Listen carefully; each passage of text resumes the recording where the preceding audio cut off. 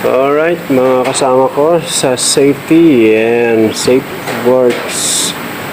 Dito na naman po tayo, si Safety Pillar. Papakita lang natin yung about din sa compact. Soil compact, hindi blood compact. Soil compact.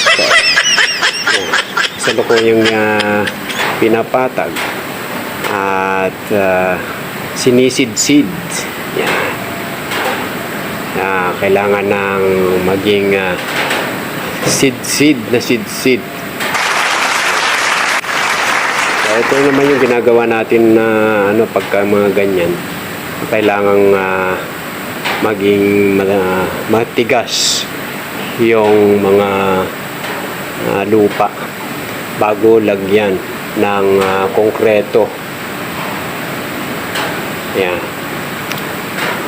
So ito yung mga basic lang naman, nakikita natin basic ang ginagawa natin.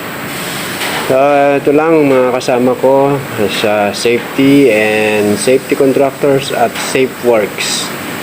Please like and subscribe. Thank you. Bye.